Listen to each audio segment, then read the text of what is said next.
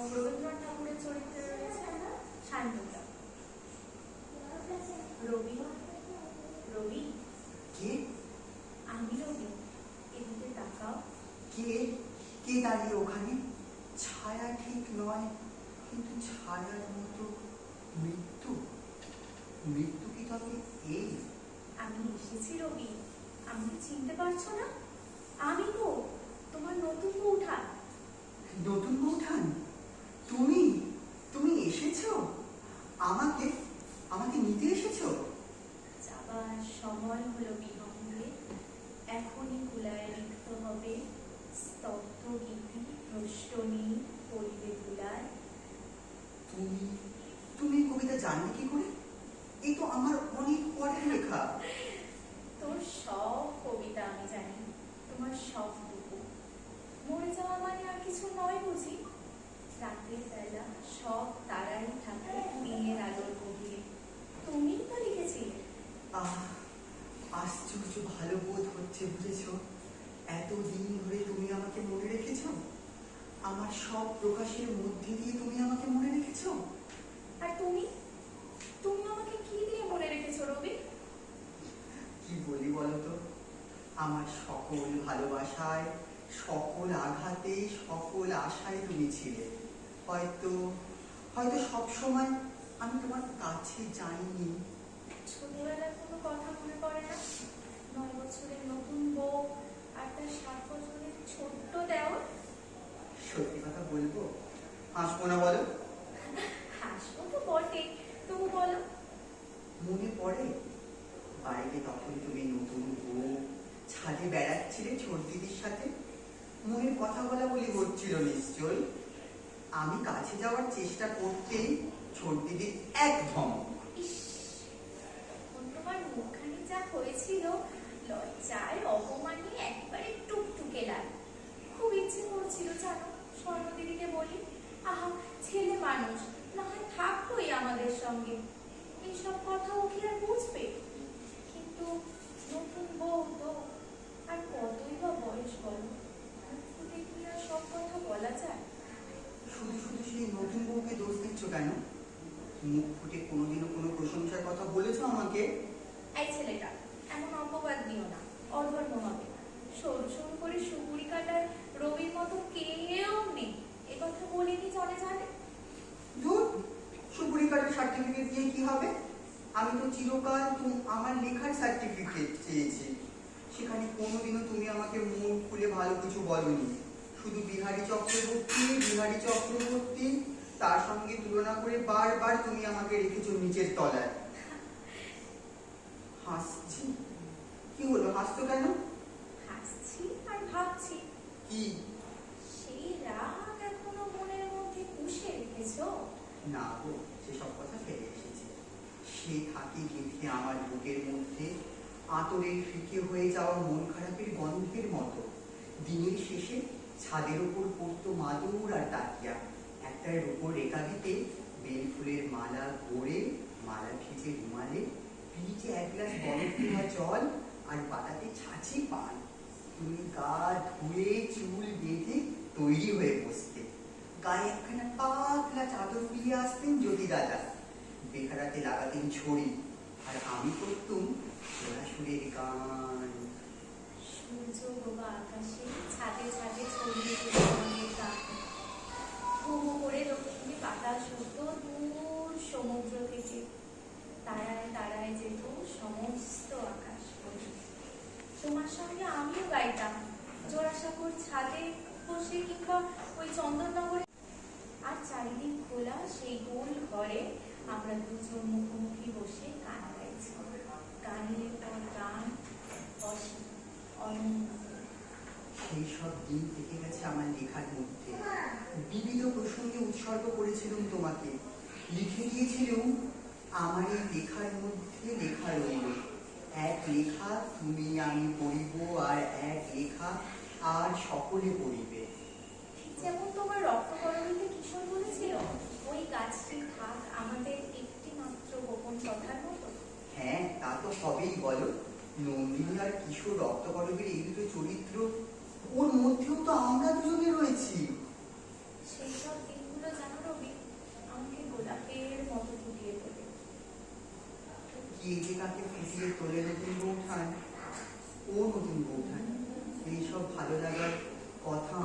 কখনো বলেনি তো আগে? বলতে কি হতো? জানি না, হয়তো জানি না কি হতো, কিন্তু আমার কম বয়সের একটা কষ্ট কিছুটা হয়তো কমতো। তবে বলি শোনো, আমার খুব ভয় হতো জানো গো তোমার লেখা পড়ে। ভয়? কিসের ভয়? মনে হতো এ তো এক আশ্চর্য বন্দি টানা সংসারে, তো ওকে ধরবে না বেশি দিন। ওকার মতো নিন্দে করে তোমাকে বেঁধে রাখতে চেয়েছি। এত ছেলে মানুষ ছিল ভাবতেও পারিনি। জোর করে কাউকে বেঁধে রাখা যায় না, নিন্দে করেও যায় না, ভালোবাসা দিয়েও যায় না। তোমার দাদাকে তো আমি বেঁধে রাখতে পারিনি। ছি, এ কি বলছো তুমি? দাদা তোমাকে ভালোবাসতেন, খুব ভালোবাসতেন। তুমি চলে যাওয়ার পর কত লোকে তাকে বলেছে বিয়ে করতে। অমন দেবতার মতন রূপ, অমন মানুষ, কিন্তু জ্যোতি দাদার ছিল এক উত্তর, বিয়ে করবো কি করে?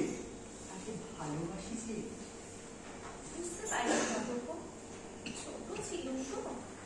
সারাদিনের পর বিকেল বেলায় তোমার কানের ওই ফুটন্ত গোলাপের মতো উন্মুখ হয়ে বসে থাকতাম।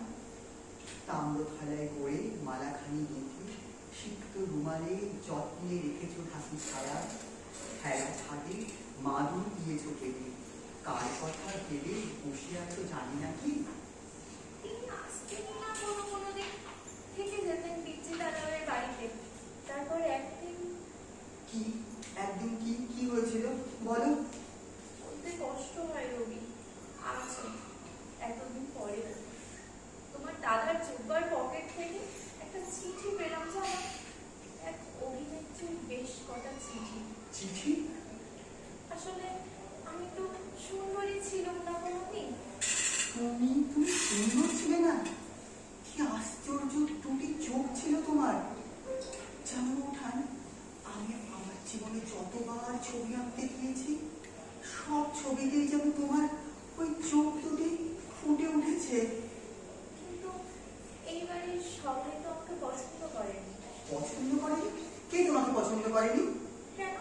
মেজো ঠাকুর চিঠিতেও তো লিখেছিলেন আমি যে কোনো অংশে আমার স্বামীর উপযুক্ত হতে পারি, এই কথা তিনি বিশ্বাসই করেন না।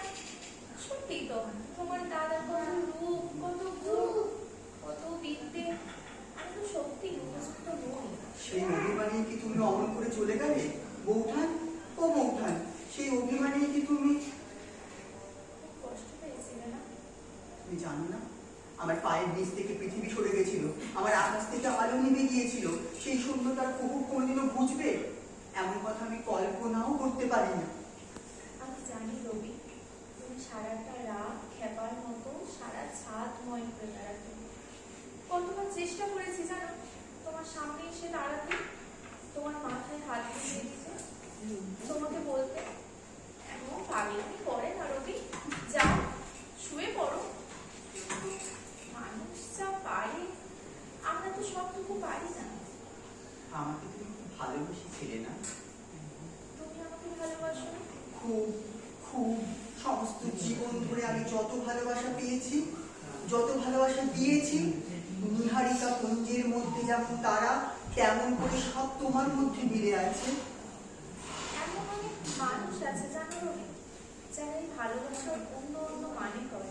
জানি, তা তো জানি, কিন্তু তারা কি একেবারেই মিথ্যে কথা বলে বৌঠান? কে বলে না? সবটাই কি মিথ্যে? ভালোবাসা যখন ছোট পুকুরের জল, তখন তাকে এ পুকুর ও পুকুর ভাগ করা চলে, কিন্তু যখন বন্যা আসে তখন স্নেহ, প্রেম, বন্ধুত্ব সবকিছু একাকার হয়ে যায়। এ তো আমি আমার সমস্ত জীবন ধরে দেখেছি। কিন্তু কই, আমার কথা উত্তর দিতে না তো। অমন করে কেন চলে গেলে? কেন চলে গেলে অমন করে? কাকুরালি বিশুকে দিয়ে আঁকড়ে মানিয়ে কেন চলে গেলে? দাদার উপর তোমার এত অভিমান ছিল? শুধু শুধু তোমার দাদার উপরে নয়। দাদার উপরে নয় তো আর কার? চুপ করেছে কোনা, বলো কার উপরে অভিমান হয়েছিল তোমার? উর্মিলা, উর্মিলা? স্বর্ণদিদির মেয়ে। হ্যাঁ। ভগবান তো আমার বলে কিছু দেয়নি, তাই ওই ছিল আমার সব। তেতলার ছাদে পাকা সিঁড়ি হুড়মুড় করে নামতে গিয়ে সিঁড়ির নিচে উপুর হয়ে পড়ে আছে মেয়েটা। ওইটুকুনি দেহটা যেন দুমড়ে জমাট বেঁধে রক্ত। মনে পড়ে আমার, কিন্তু তবুও মনে হয় শুধু সেই জন্যই কি তুমি তুমি এত জানতে চাও কেন বলো তো? সব প্রশ্নের কি উত্তর হয়? উত্তর পাওয়া ভালো। জানো, দিন দশেক আগে না একটা ভোরের মধ্যে থেকে আমি একটা কবিতা লিখে ফেললাম। তুমি শুনবে? ও মা, হ্যাঁ শুনি। প্রথম দিনের সূর্য প্রশ্ন করেছিল সত্তার নতুন আবির্ভাবে, কে তুমি? নেই উত্তর। বৎসর বৎসর চলে গেল, দিবসের শেষ সূর্য শেষ প্রশ্ন উচ্চারিল পশ্চিম সাগর তীরে নিস্তব্ধ সন্ধ্যায়, কে তুমি? এর উত্তর তাহলে জানি, জানো ওঠান, সমস্ত জীবন ধরে আমাকে একটা কষ্ট বইতে হয়েছে। লোকে বলেছে এমন কথা, আমার বিয়ের সম্বন্ধ যখন চলছিল তখন তুমি একবার আত্মঘাতী হওয়ার চেষ্টা করছিলে। আমার বিয়ের 4 মাস পরেই না ওঠান না, উত্তর যদি তুমি না দিতে চাও তবে দিও না। যদি জানার কিছু বাকি থেকে যায় চাপ না। ছাদে একটা বাগান করেছিল, তার নাম দিয়েছিল নন্দনকানন। মনে পড়বে না?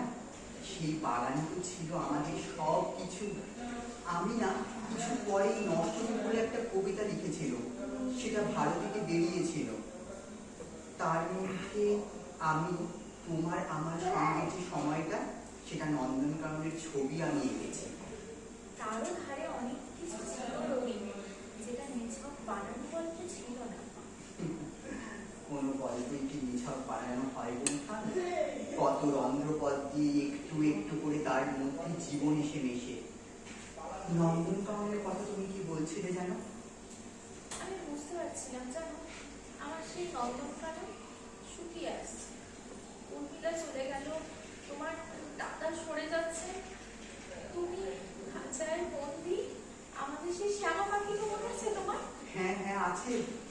তার মধ্যে না আমি সব সময় নিজেকে দেখতে পেতাম জানো। যিশু যখন তার কাপড়ের বোঝাটা আমার সামনে মেলে ধরলেন, নানা রঙের কাপড় জ্যাকেট, চোখের সামনে যেন রঙের আলপনা এঁকে দিয়েছে কেউ। হঠাৎ মনে হলো, না না না, মানায় না, মানায় না আমাকে এত রং, আমার ঘরে মানায় না। তারপর তারপর কি হয়েছিল? তারপর কি বলেছিলাম, কেমন করে বলেছিলাম কিছু মনে পড়ে না গো আর। তবে শুধু মনে পড়ে তার চোখ দুটো আমার মুখের দিকে তাকিয়ে আছে, তাকিয়েই আছে। ভিতরে যা কথা সব পড়ে বেরবে বুঝি। আজ তোমার অনুতাপ হয় না? একটু অনুতাপ হয় না তোমার? কতটা বাকি ছিল তোমার জীবনে, কত আশায় বিশ্বাসী প্রবঞ্চনায় অন্ধ দেওয়াল আসে, পাথর ফেটে বেরিয়ে আসা সম্ভাবনায় ভরা। কত সব অভাবিত পাকঞ্জেই জীবন মাত্র 25 বছর বয়সে তুমি শেষ করে দিলে। বৌঠান, বৌঠান, তুমি আমায় নিতে এসেছো বৌঠান? বৌঠান, তোমার কষ্ট হয় না বৌঠান? তোমার কষ্ট হয় না বৌঠান?